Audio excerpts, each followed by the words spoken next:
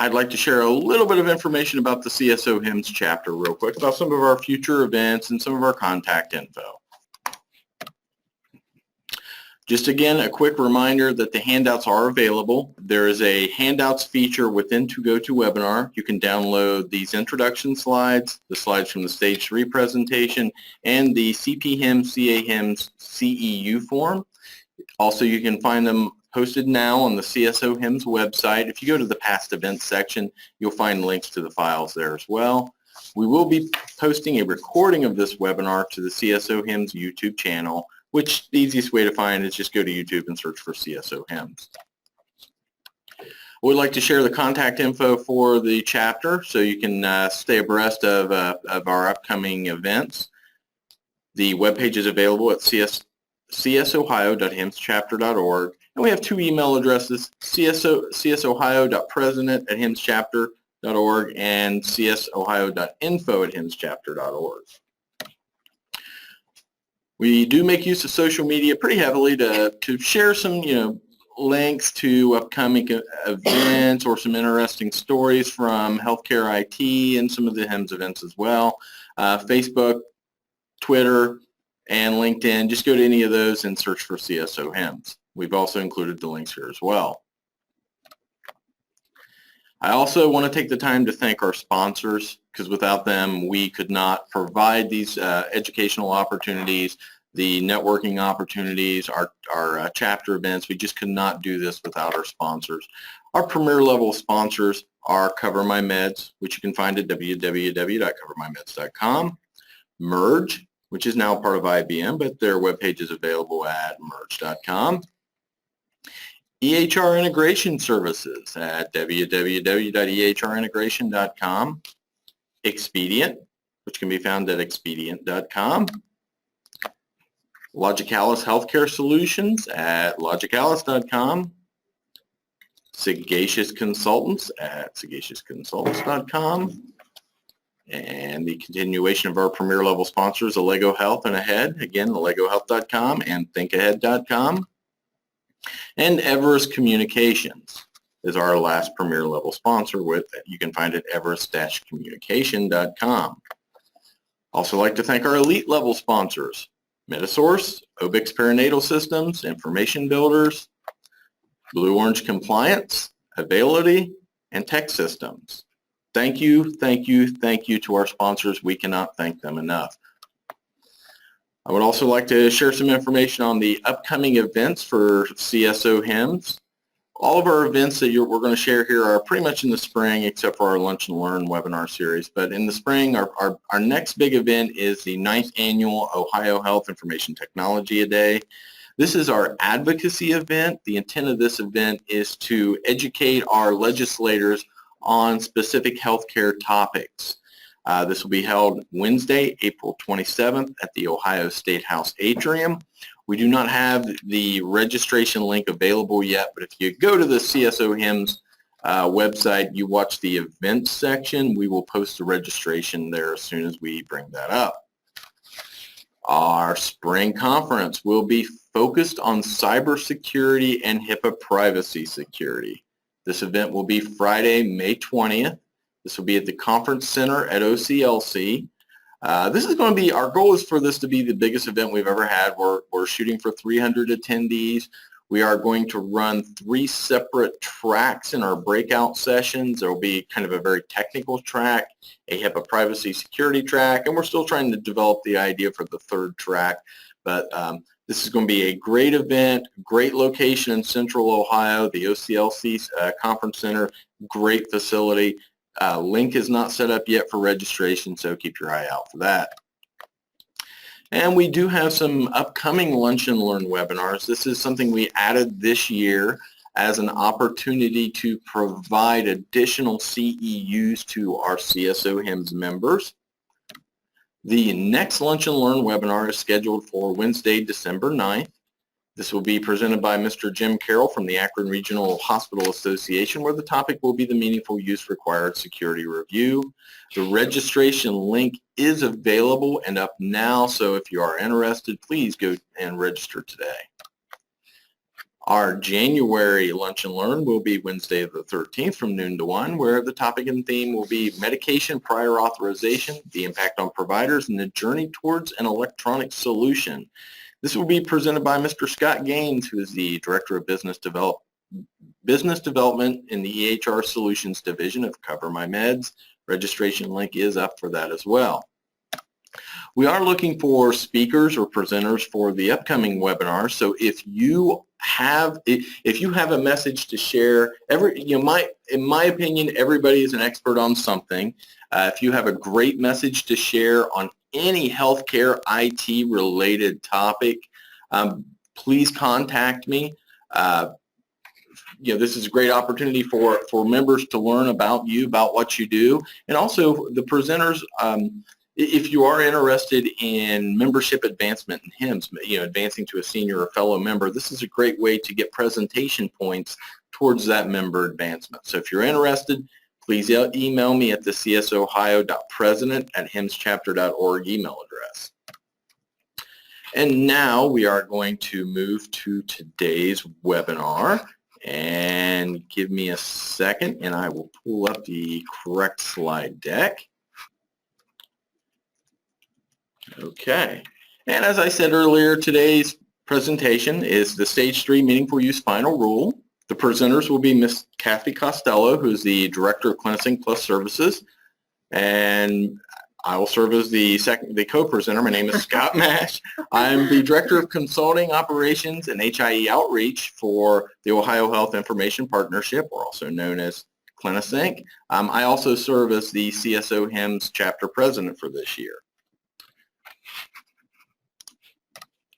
So Cathy and I have no actual or potential conflicts of interest.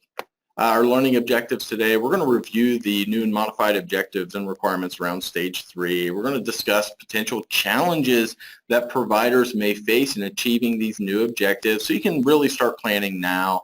And we'll talk about some strategies and the changing patient engagement requirements and the new API requirement.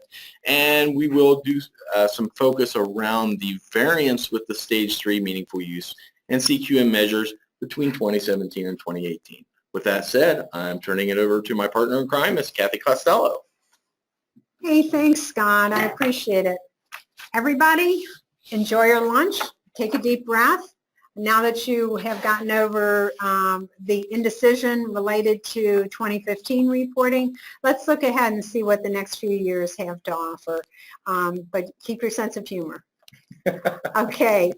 Just to recap, as you all remember, I'm sure you were, like us, waiting every day to find out what was going to happen. The rules actually were released in October 6th.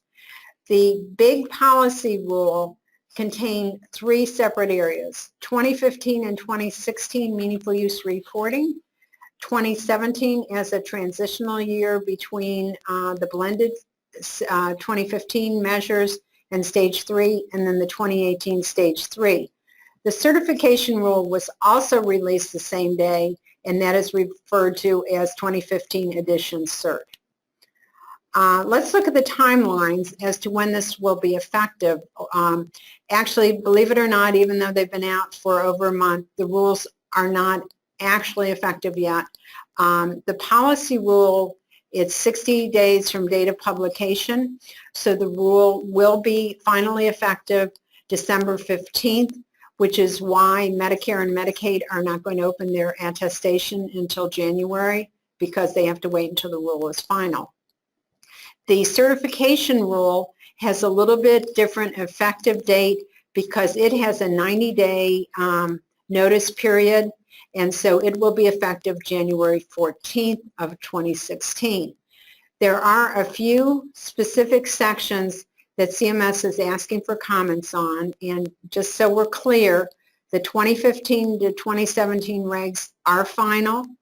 The 2018 Stage 3 measures are final, but what they're asking for comments is this moving out of the meaningful use incentive program and into the MACRA and MIPS area, what changes should be addressed and what timeline should exist. So they're very specific in what they're asking for comments on, but very narrow in its focus.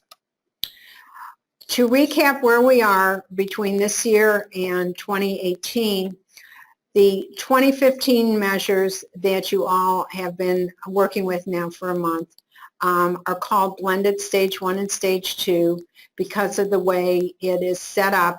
The exclusions run for the measures to allow for basically the same reporting that you would do at stage 1 or stage 2. There are no new measures, and the question is whether the same exclusions apply in 2016.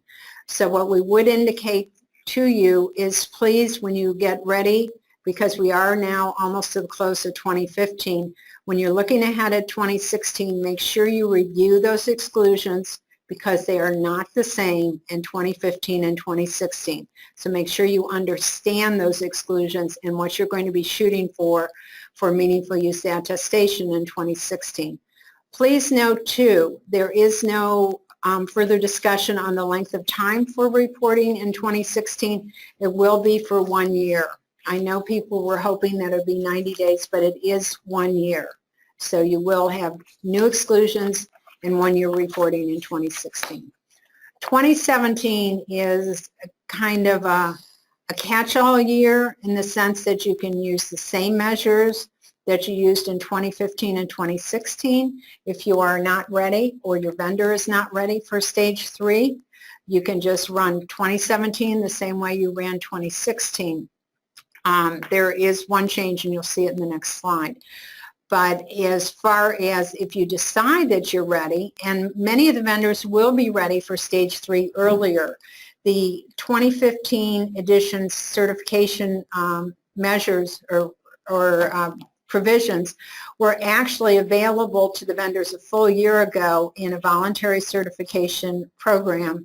And so many of them have already been working on this and may well be ready for stage 3 in 2016. So you want to have that discussion with your vendor.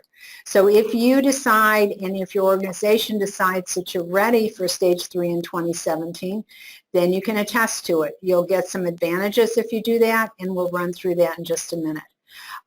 If you do the older regs or the older measures, the blended stage 1 and stage 2, you will be doing a full year of attestation in 2017. If you opt to go with stage 3, it's the carrot and the stick here. The carrot is that you will only be reporting for 90 days in 2017. In 2018, regardless of whether you are just starting stage 3 in 2018 or it's your second year at stage 3, everyone will be doing 1 year reporting, and CQM measures will need to be reported electronically. In 2016, as I mentioned, the biggest change is that the exclusions will look a little bit different, so keep an eye on that, especially if you have providers who were at stage 1 moving to stage 2 in the old system, or if you're a hospital, and we'll point this out as we go through the measures. There are 1 or 2 that are specific to hospitals that will change. The CQM reporting is actually the thing that will look a little bit different in 2016 over what you are doing in 2015. The EPs will look identical. You'll still be doing the 9 CQMs across 3 domains, either by attestation or electronically. You will be reporting for 365 days. The hospitals, though, are the ones that are going to have the change in the quality reporting area in 2016. And what you are going to be asked to do is to, rather than attesting for 16 meaningful use CQM measures, as you have done traditionally, you will instead be reporting only for quarter 3 or quarter 4 through the QualityNet portal. You will be doing electronic eCQMs for 4 measures, just 4, not the 16. And I believe the reason CMS has set it up this way is they are very interested in getting a good solid database, which I think on the hospital side, They had been a little bit slow getting that developed. When they had set up pilots on these CQMs, I don't think they got the response they had hoped for. So I think 2016 is being set as a period of time when they will be setting the baseline, and so all hospitals that are non-CAHs will be reporting 4 CQMs electronically for either quarter 3 or quarter 4 through the QualityNet portal, not as part of your meaningful use attestation. For the CAHs, you have the option of either doing the 4 CQMs or doing your attestation as you normally do for a 365-day reporting period. In 2017, as we said, there were the 2 options. If you stick with blended stage 1 and stage 2, you will be doing 365-day reporting. As far as the CQMs, it reverts back to the same CQMs that you're currently doing, the same structure. EPs, 9 CQMs across 3 domains. EHs, you'll be back to 16 CQMs across 3 domains. 365-day reporting period. CAHs, 16 CQMs across 3 domains. Obviously, you have the option of reporting any of those electronically if you so desire. If you are doing stage 3 attestation in 2017, you cut down on the number of measures. The hospitals pick up an additional public health reporting measure at stage 3. I'm not saying in 2017, but at stage 3, you have a 4th measure that comes in that you need to be reporting on. You would report only for 90 days, but attestation would not occur until January of 2018 because you do have to have 365 days of CQM's reports. And with that, I'm going to turn it over to Scott to kind of run through the comparison between the 2 stages.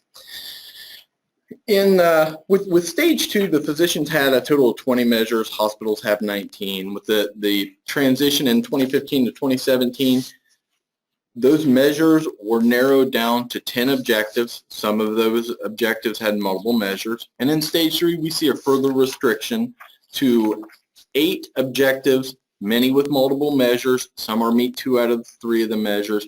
And the focus over time has been more on the electronic exchange of data away from the measures where you were tracking a printing of an item and providing it to the patient. Now it's all about moving this data electronically.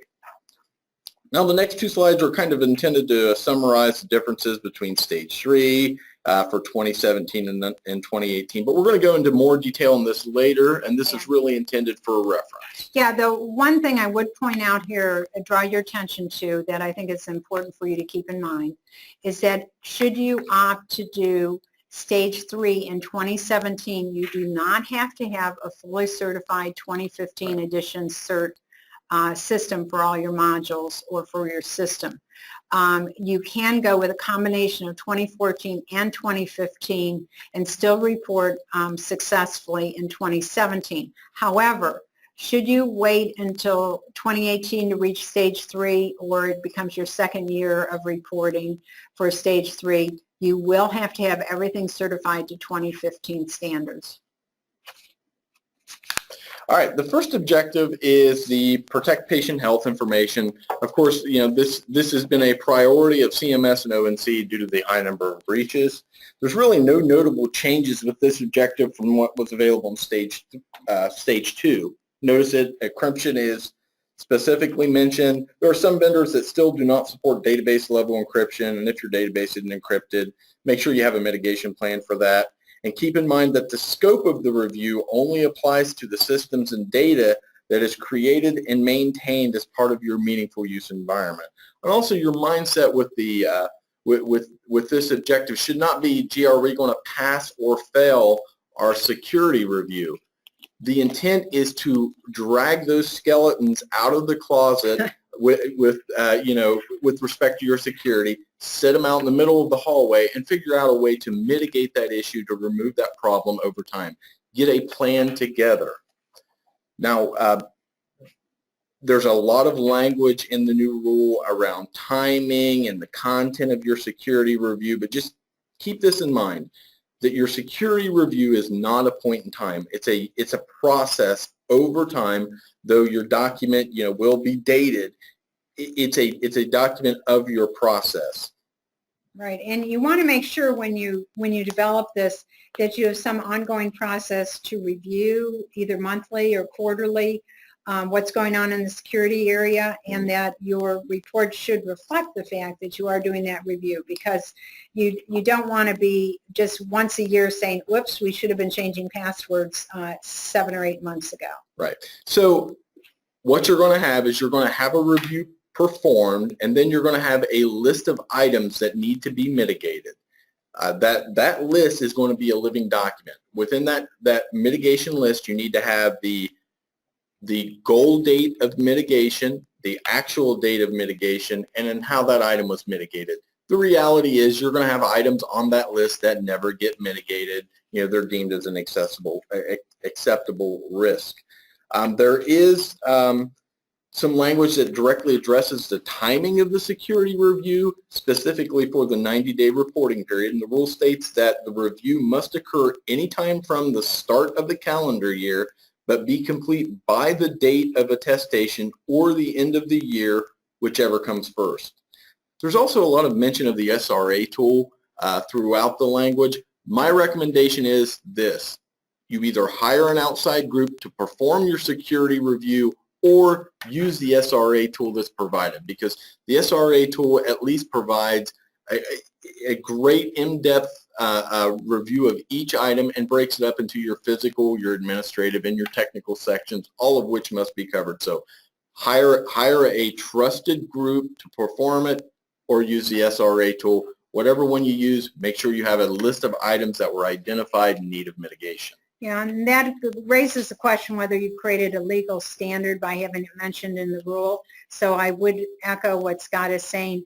At least look at the SRA tool, see how it's laid out, and use it as a guideline if you're doing the review yourself. Yeah, if you're in a highly, highly technical environment, a large health system, the SRA tool is probably not going to be specific enough or in-depth enough, but use it as your base and expand upon it.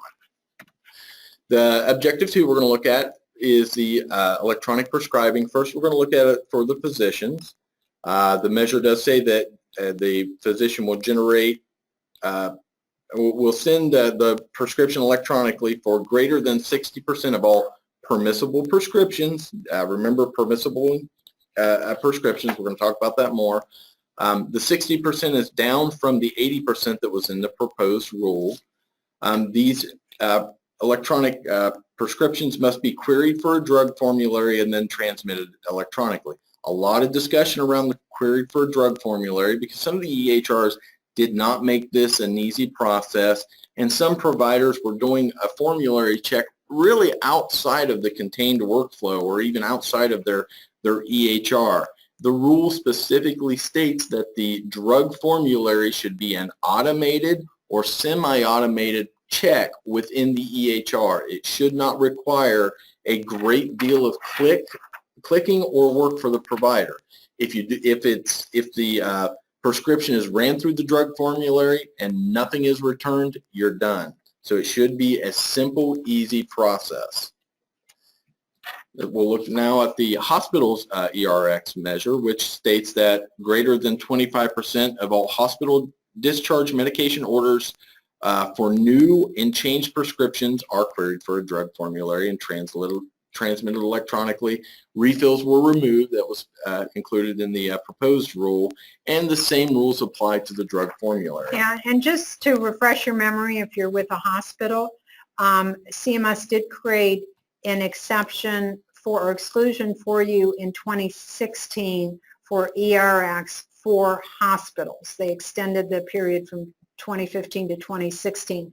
But beginning in 2017, whether you are at blended stage 1, stage 2, or you're at a true stage 3, you are going to have ERX going in the hospital.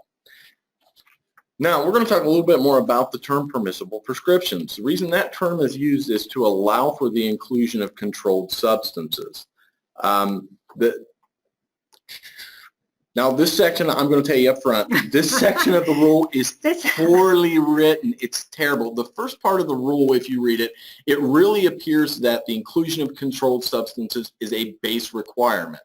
And then we get to this wonderful term, and we've underlined it here, where it says it may be included. This is the section that is going to drive your compliance people running and screaming from the room, because this is one of those ones where CMS was kind of, let's say, divided on their approach to whether require controlled substance e-prescribing or not, and they came out with this wonderful edited term of must-may. But as we looked at it from the perspective of what the vendors were required as certification matter to do, they are not required to show that they have DEA certification to do controlled substances as part of the 2015 edition cert. So it is our reading under the 2018 rule, stage 3, is that it is not required under stage 3, but we would strongly encourage you to get on the pathway to implement it. We do believe that there will be a change in policy by CMS over the next couple of years about this, and that it will end up in the mandatory area.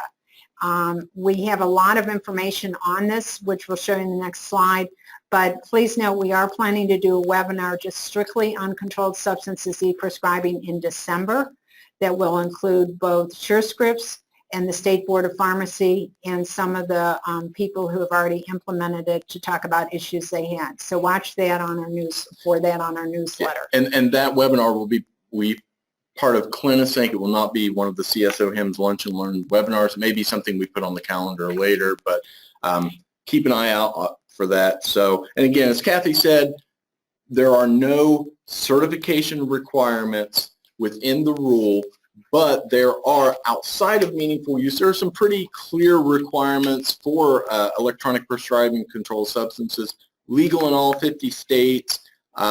We at CliniSync, we do have some information available. So if you would like additional information, let us know. We'll send it over. Yeah, and just so you can see, in case the argument is, oh, nobody can accept it, it's not allowed in Ohio. It is allowed in Ohio, and 83%, as of a month ago, I haven't looked in the past week, but 83% of the pharmacies are already certified under DEA regs to receive controlled substances e-prescribing. And of the vendors, there's probably at least 40 that have received their own certification under the DEA regs to send prescriptions. So your issue is getting your physician's identity proof to do it. Yeah, and there may be some technology changes with respect to your dual authentication that you may need to swap out readers or whatnot. So as you're thinking forward to stage 3, if you're not planning to adopt prescribing controlled substances prior to stage 3, you may want to group it with stage 3 since you're going to be doing an upgrade anyway. On to the next measure or objective. The next objective is clinical decision support. There are 2 measures under this objective, and you've got to meet them both. And honestly, there's no real change from stage 3 here either. Stage 2. I'm sorry, stage 2. We've got stage 3 on the brain here. So it's you got to implement 5 clinical decision support rules across or that map to 4 CQMs. The measure 2 is you've got to have drug allergy interaction enabled. Now, with respect to the CDS rule, this is the broader definition of the CDS rule that was shortly after stage 2. There was a series of FAQs and fact sheets that CMS released that now, originally CDS was thought of as some intrusive pop-up that stopped the provider in its tracks. They couldn't go beyond without answering.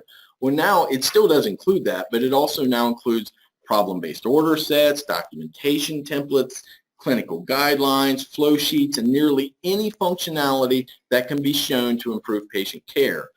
Also, the CDS rule, there's language in the rule that states that the CDS rule can be presented to any member of the care team and can even present to the care team outside of the patient encounter. So it's almost impossible to have an EHR where you can't very easily find 5 clinical decision support rules. the key is to document that you have at least 4 that map to a CQM. If you don't have 4 that map to a CQM, then they just need to be something of high priority. Now the next measure, our next objective, I've got to get out of it's objectives, and under each objective there can be multiple measures. The next objective is CPOE. Again, not a lot of change from stage 2. There's been some minor tweaks.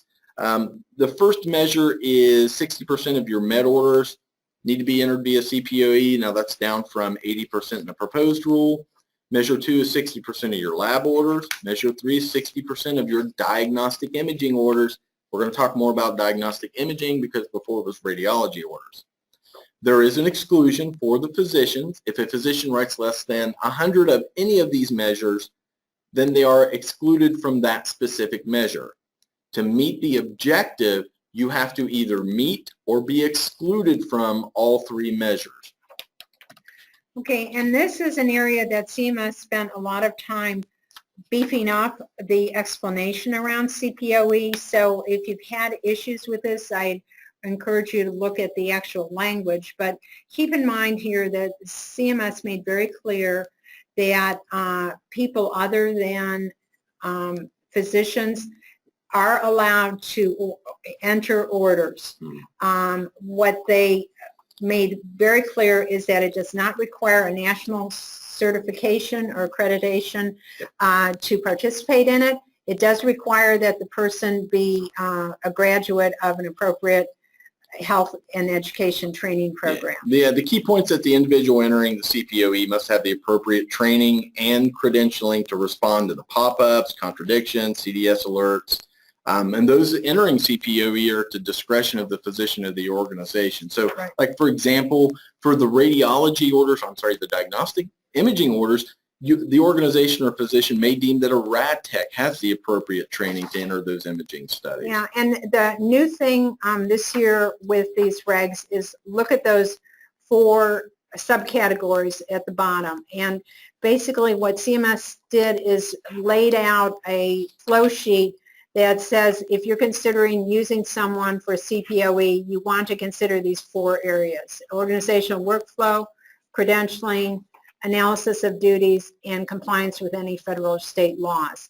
And so once you do that, what we'd encourage you to do is to write a couple of sentences about how you've set up your CPOE, make sure your people are appropriately credentialed within your EHR system, and then go ahead and include them as part of CPOE. And in addition to the federal, state, local laws, also consider your organization's bylaws, Joint Commission, AAAHC. So kind of keep that in mind as you're laying out that workflow to make sure that you meet all of those guidelines.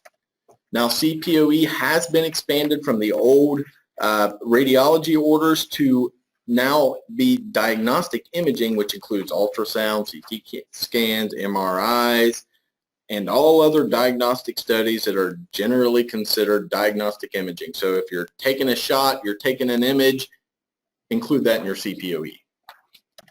Now we're going to move on to the patient portal, the first of the patient portal objectives. The first one we're going to look at is the patient electronic access. This is objective number 5, which states that you're going to provide your patients with timely access to their health information. There are 2 measures, and you must meet both measures. The first measure is the access measure that we've always kind of thought about with stage 2, and that's where for more than 80% of the unique patients seen, that you provide them with timely access to their health information. And in addition to providing that through your portal, there's now the inclusion of an API that must be provided. We're going to talk more about APIs here in a little bit. The second part of the measure is patient education.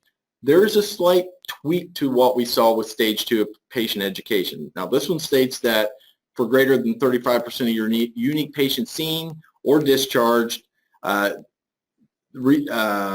my gosh, okay, I apologize, I just went off the rails here. Let me start over. For greater than 35% of the unique patients seen by the EP or discharged, resources are provided electronically to greater than 35% of those unique patients. So in the past, it's been your EHR identified the material. You could provide it electronically, or you can printed out. Well, now it states that not only must your EHR identify it electronically, but then it must be provided electronically to the patient. So that means push it to your portal, make it available through the API. You can certainly print stuff out and hand it to it, and we encourage that. Absolutely. But, you know, just keep in mind it should push to the portal. And please note with this measure, because we'll see a change in the next couple, this requires you to meet both parts of this measure as opposed to the next few measures where you have the option of meeting 2 out of 3. But in this one, you both have to show access and have to meet the patient education portion. Yeah, and there are some exclusions to this measure for physicians that have no office visits during the reporting period, or if the physician or hospital are located in an area with low broadband, which really doesn't apply to Ohio. Now let's take a quick look at the term timely access. If you jump to the actual discussion or to the final rule within the regulation, it really there's no discussion, there's no mention of what the time frame is. You actually have to go back to the comment response section to see that that the timing is it was proposed at 24 hours of availability, but now it's 48 hours for physicians and 36 hours of availability for hospitals. It's no longer tied to discharge, so think about micro and tests and things that come back long after the patient has been discharged, those now have to be also made available. But hospitals, make sure that you realize that the denominator is driven by your discharge. So this clock does not start ticking until you have a patient discharged, and then every time you have results available, you need to be posting it within 36 hours. Then we're going to take a little closer look at the API. An API is really just a set of protocols and programming code that will allow for third-party developers to write cell phone apps or web-based programs or other applications through which patients can access their information, kind of like your portal. Now, if an API can provide the view, download, and transmit functionality, then technically you wouldn't need your portal. But keep your portal. You want as many avenues as possible to engage the patient, so keep your portal. Now, think of APIs as an opportunity to have real-time and meaningful engagement and as another means to increase your numerator for your VDT measure. Now, don't be intimidated by the API or worry about having tons of extra work for you or your staff. Think about your responsibility for the API like a wall socket. All you need to do is make sure that power is flowing, that data is flowing, and that a standard plug can be used. So as long as your data is available, you don't care what application they're using, as long as they're using the API as specified by your EHR vendor. You don't care if they're plugging in a TV, they're plugging in a clock, they're getting at their data somehow. All you got to do is make sure it's available. Now with your portal, now you have to provide the patient with some information about how to log in, how to set up their account. You're going to have to do the same thing with the API. You're going to need to provide a list of known compatible applications, and this list is probably going to come from your EHR vendor. And then you're going to have to include some other basic information similar to what you'd see if you're setting up your email or similar apps on your iPhone or your Android phone. You're going to have a server and a username and password. It's not going to be anything more than what you're providing the patients with now with respect to your portal. Now, when you look at your numerator and denominator for this measure, your numerator is all the patients you see within the reporting period. Your numerator is all the accesses through the portal plus all the accesses through the API to go against your numerator. And again, whether it's through your portal, whether it's through your API, physicians have to make the information available within 48 hours and it's 36 hours post-discharge or as data flows in for the hospital. Right, and just keep in mind here, you need to offer, under the regs, you need to offer the API, but when you calculate your patient's electronic access, you can count your patient portal or your API or both, and you need to post for the EPs within 48 hours of availability, with EHs within 36 hours of availability. So how you implement this measure is up to you, but you do need to have the functionality available. We're going to move on to Objective 6, which is coordination of care through patient engagement. Now, this one's complex because thresholds changed from 2017 to 2018. So, and also this is the first objective we see where you only need to meet 2 out of 3 of these measures. But when you're going through the attestation process, you have to attest to all 3. So exceed the thresholds for 2 of 3, but report on all 3. So the objective, the first measure of this objective is that for greater than 10% of your unique patients, you provide them with the ability to view, download, or transmit, or through your portal, or through an API. They've also included language for an authorized representative. This can be, you know, if you are caring for an elderly parent, or you know you have you're caring for somebody else. Now that caretaker can have access to the record as well. Now in 2017, the threshold is only 5%. If you keep in mind now for 2015 and 2016, it's greater than 1 patient. 2017, it jumps to greater than 5%. 2018, greater than 10%. The second measure is for greater than 25% of your unique patients that the hospital or the provider send a secure message to the patient. So it takes that old problem secure messaging app where you had to measure where you had to get the patients to send the provider a message. It flips that around. So now 25% of your patients seen during a reporting period are going to receive a message, or the provider responds to a message from the patient, or you can count messages from provider to provider where the patient is copied. These cannot be reminders for appointments. They can't be billing questions. They have to be clinically relevant messages to the patient. So something as simple as just following up on our visit to see how you're feeling. How are the meds working out for you? Did you make a follow-up appointment? You know, are you going to that next provider of care? Those are all clinically relevant. Right, and so keep in mind, this is a change from what you are currently seeing as far as patient engagement. You have been tracking from the patient sending the provider an email, and for those of you who sat around in late December trying to reach that 5%, this is that measure. But you want to make sure, if you're going to try to attest to stage 3 in 2017 and you're not fully 2015 certified, this is one of those measures you want to ask your vendor, are they able to track the ones going back to the patients and capture that for this part of the measure? And there's also, oh, I'm sorry, I almost went right to the exclusions. There's a third measure which states that for greater than 5% of your unique patients, that either patient-generated data or data from a non-clinical setting will be incorporated into the EHR. We're going to delve into this one a little bit more. Actually, we're going to go into each of the measures of this objective just a little bit more. There are some exclusions. Again, it's the same exclusions we saw with the last measure. Either the physician has no office visits, or the hospital or physicians located in a county with insufficient broadband. Now let's look a little bit closer at measure 1, the view, download, and transmit.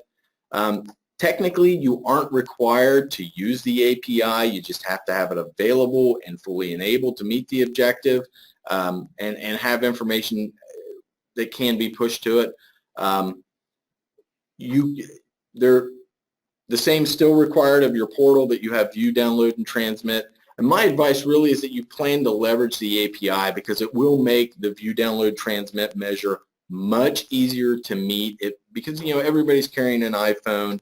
Apps are so readily available. Why not make use of both of them? And also, do not forget that in 2017, the view, download, transmit measure is greater than 5%. And that's for whether you're going for stage 3 or if you stay with this blended stage 2 in 2017. But it does jump to 10% in 2018. Now, with measure 2, the secure messaging, we all know that with stage 2 for the provider, secure messaging measure was completely relying on the patient. We've talked about this on the last slide. Just keep in mind that in stage 3 in 2017, this is greater than 5%. And jumps to greater than 25% in 2018. Let's spend a little bit more time, though, talking through the patient-generated data and data from a non-clinical setting. The non-clinical setting is a misnomer. What they should say here is the non-meaningful use setting. So, the non-clinical data, it can include settings such as physical therapist, OT, nutritionist, long-term care, skilled nursing facilities, and any outpatient department in the hospital. The biggest concern in the comments were that this data would clutter or bloat the official medical record.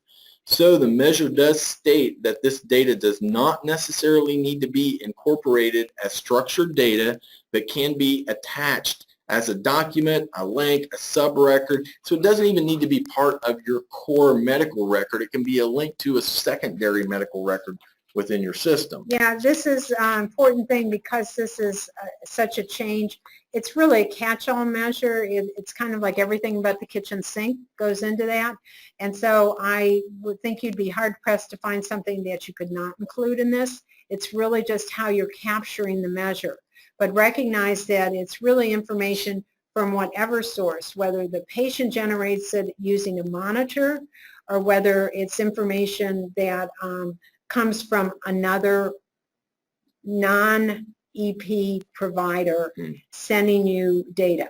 Yeah, and they do specifically mention technology used to monitor chronic care. So think chronic care management when you think about this measure as well. Now, the patient-generated data can include information collected at the direction of the providers, like a patient with heart failure that's given a monitor for their weight, or even data from a Fitbit, or data from any medical device like a blood pressure cuff. This can also include data items like family health history, advanced directives, or other items of data provided by the patient before or after the encounter. Now, it can't include any data collected during the encounter, but if the patient goes home, they remember, gee, my mom had diabetes and I forgot to mention it to them, so they send a secure message that says, hey, on that family health history, my mom has diabetes. That's patient-provided, patient-generated data outside of the encounter can be included in this measure. And with that, I'm going to turn it back over to Cathy. Okay, health information exchange, as they refer to it in this rule, does not refer to the health information exchange like HealthBridge or CliniSync, but refers rather to the movement of information electronically. So this is a new set of 3 measures kind of rolled up into one, and where you're talking about a summary of care record, retrieving information from a summary of care record, and incorporating summary of care information from other providers. So it's HIE the verb, not HIE the noun. Right, and as part of this, you have a change from the term, the common meaningful use data set that we've all come to know and love. That's part of CCDAs, and instead referring to common clinical data set. So knowing CMS's propensity to use initials, you will see the CCDS replacing probably the CCDA in information that they put out. Yeah, and this, just kind of keep in mind that this data set is a little bit expanded from what they had in the common meaningful use data set. There are a few new data items like the UDI and UDI being the unique identifier that's attached if you have, say, a pacemaker or, a new hip put in or something, that UDI is required to track in case there's a recall or there's a problem with it. Okay, so the concept of health information exchange, as we said, like the last measure, it is meet 2 out of 3 as opposed to have to meet all 3, but you do need to report on all 3 parts of the measure. So think about this as kind of an ongoing loop. The whole health information exchange captures now every part of that loop. What you had seen at stage 2 was you were being checked, and what you're reporting on now is, can you generate a CCDA? Can you send it to the next treating provider? You are still going to track that as part of this measure, only you move from doing 10% to being required to send 50% of your transitions of care documentation electronically. you still have the exclusion for 100 or less referrals or transitions in a reporting period for EPs. Okay, so that takes care of the first part of the measure where it's moving out of your system. The second part, though, if you look to the right on this slide, is now not only are you being asked, can you send it out, but the second part is, can you receive it? And can you ingest it into your system?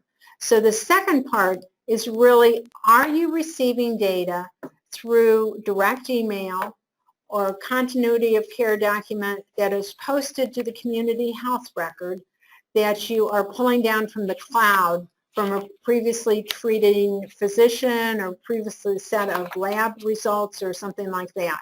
So two ways to meet this measure is, are you receiving it via direct email? Are you pulling it down from the cloud through the HIE? And then are you incorporating some or all of that record into your patient's record? You don't have to take every single discrete data point that's presented to you. Take only what you need. If you only want the most recent lab test and you want to download that into your patient record, that is absolutely fine. That would meet part of that measure. You have to do this 40% of the time where you have a new or newly established patient. Okay, and then the third part of this measure goes to the concept of what used to be just medication reconciliation. Now they refer to as clinical information reconciliation. 80% of the time, we will look at that in just 1 second on another slide. Okay, here's all the technical verbiage that goes with this. So basically, to factor this down, you move from 10% of your transitions of care moving electronically to 50% moving electronically. And this is whether you meet stage 3 in 2017 or 2018, you will have to show 50% here, okay? Then the thing that I would say about the health information exchange, and this is a very important concept shift by CMS, so keep this in mind. You know that we all grappled with what was a true transition of care at stage 2. And CMS identified 2 prongs that you looked at to determine whether or not it was a true transition of care. The first one was did the providers share a common tax ID? And the second prong was, did they share a common EHR or access to a common EHR? And if you did not meet both prongs, or let's say you met one and not the other, you still could not consider that a transition of care. Under these regs, there's a fairly lengthy discussion about what is a transition of care, and the fact that providers were writing to CMS and saying, you need to recognize that there's value in generating a CCD whether or not we're part of the same practice, because what it does is focuses the physicians what they're kind of zeroing in on their treatment is what happened the last time the patient was seen. So even if they had exactly the same EHR and could go back in and review it, it kind of draws together what happened at the last visit rather than going all the way through the record. So CMS has changed who can be included in a transition of care. They specifically list that group practices, members of group practices can do a transition of care to each other and have it count. In various hospitals that are part of the same system, that can be a transition of care. Providers sending to a non-EP who may have shared access to their record, but the provider is not their supervising physician, again, can be a transition of care.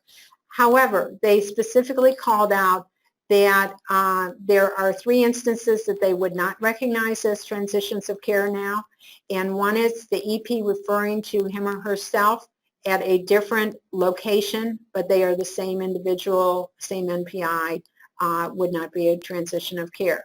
The second one is within the hospital setting, to refer from one clinical setting to another within a hospital, one floor to another, from inpatient to rehab or something, is not considered transition of care. And the third one is EP sending to a non-EP if the non-EP is under the direct supervision of the EP, it would not count. So if you send transition of care to, say, a nurse practitioner who works with you on handling that patient's care, that is, and they are directly, they're employed by you, it will not count. And the last thing to note on health information exchange is at stage 3, you'll all be very pleased to know that it's going to allow those CCDs that may run 70 or 80 pages now to be tailored to meet what you consider to be clinically relevant, and you can still include that and make it a CCD. Yeah, so for example, like in the hospital setting, when you're discharging a patient, those hourly blood gases that you ran on the patient the week they were there have no clinical relevance when they walk out the door.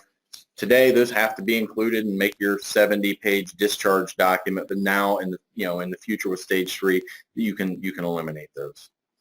Okay, then the second part was, as I said, the information coming back in, and just the notes that you want to keep in mind is that a patient who may have been in your practice but say is discharged from the hospital and coming back to the practice, that would be considered a transition of care even though they're not a new patient.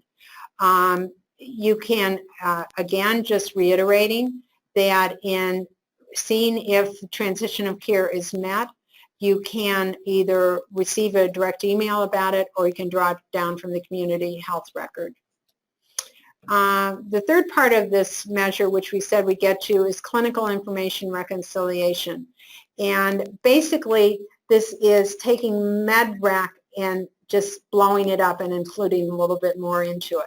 So clinical information reconciliation must include reconciliation of the meds, med allergy list, and current problem list. You have to be meeting, as we said, 80% for any transition or referrals. And as we said, it's a question of best practices here. So you decide the meds, med allergy, and current problem lists that apply to your specialty, and then you do the review that meets that. There is an exclusion if you have less than 100 during the reporting period.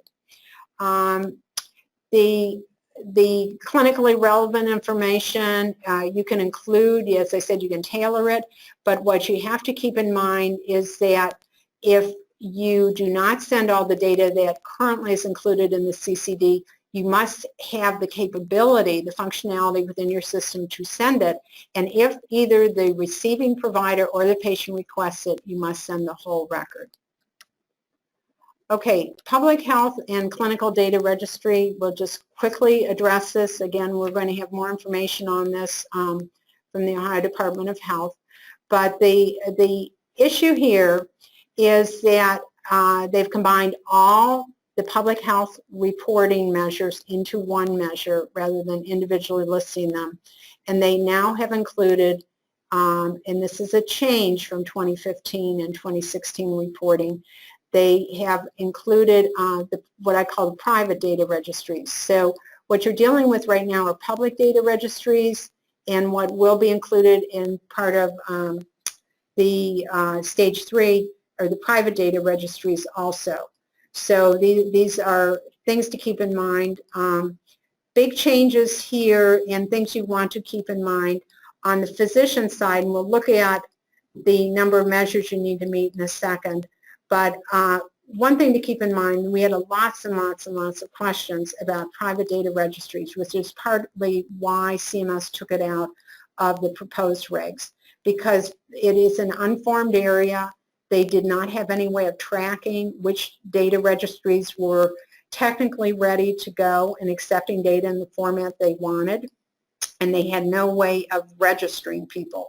So CMS now has stated under stage 3 that in order to have to take into account reporting to a private registry as part of the measure, the registry must give 6 months notice that they are ready to accept by the beginning of a reporting period. So, for example, if going into 2018, you don't have a registry reporting to CMS by June 30th of 2017, that they are going to be ready to register people and accept data by January of 2018, then they are not included on the repository that CMS is going to create that you can go to refer where to send data through. So that's an important change to keep in mind. Once again, public health reporting is done in the same way that it is now. It can be that you have completed registration to submit data, that you're in testing and validation, or you are in production. Those are the same standards that we have right now. Okay, let's see what we have to do starting with stage 3.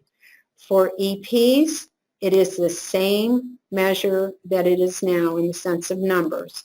EPs are required today to report 2 measures for 2015 and on, and starting with stage 3, they still will be reporting 2 measures.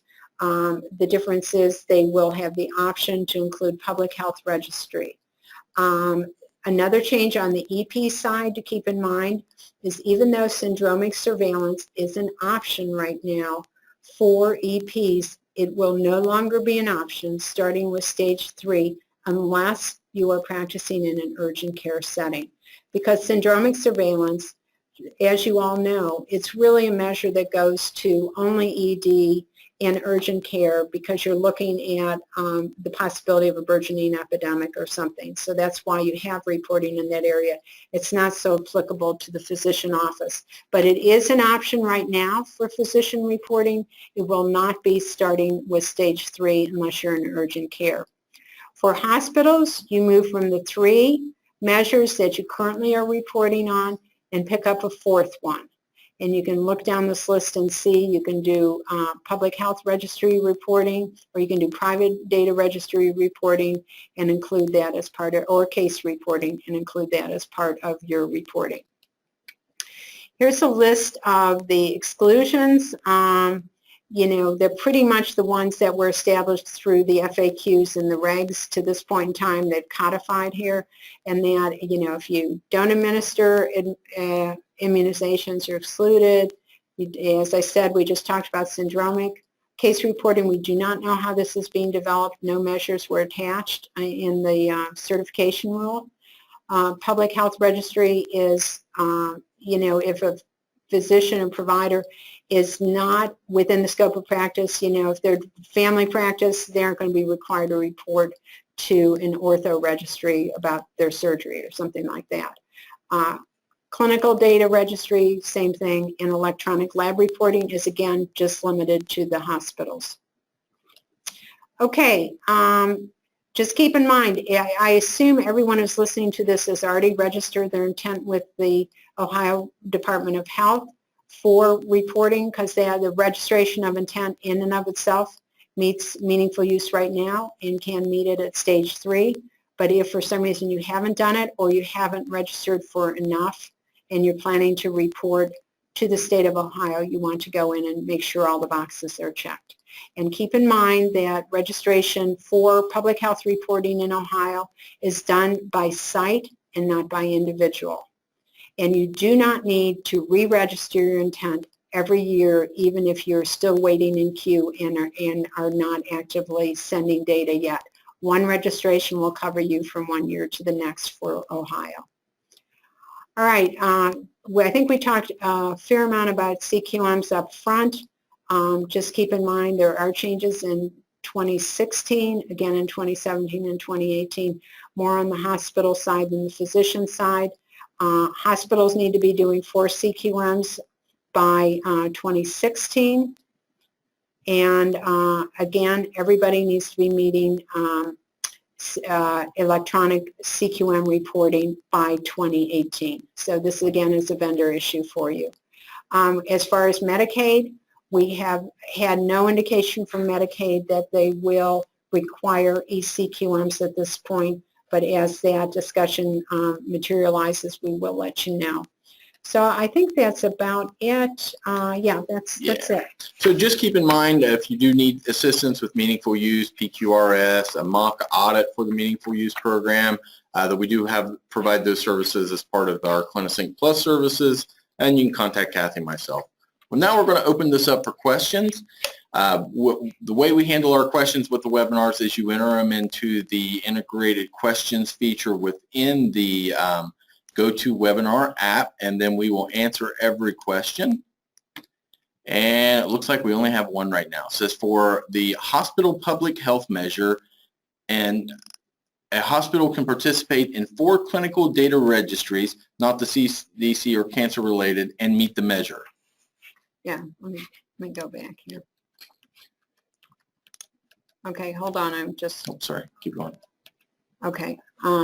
Yeah, here's where you're looking, and yes, they can report to 4 data registries. Now, on the hospital side, every hospital in the state is doing some type of reporting to the state. You may not all be doing ELRs if you're not doing all the electronic lab. You may not be doing syndromic if you don't have an ED.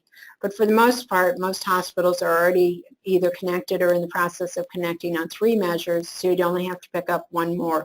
But if, for example, for some reason you're excluded and you need 4 measures, then you want to be looking at the public health registry reporting or the clinical data registry reporting, and you can pick up up to 4 in each of those categories if you should so choose. All right, let me pull the questions up again just to make sure we didn't get any more. I think we're good. I think that was the only question. Well, I'd like to thank everybody for attending today's webinar. If you do have any questions, feel free to contact Cathy or myself. Keep an eye on the CSOHIMSS Lunch and Learn webinar schedule. We do have one again. Next month, we'll have a meaningful use security review presented by Jim Carroll, and then there is a webinar scheduled in Thursday, the 13th of January from Scott Gaines of Cover My Meds. So again, thank you very much for attending, and we'll see you on a future webinar.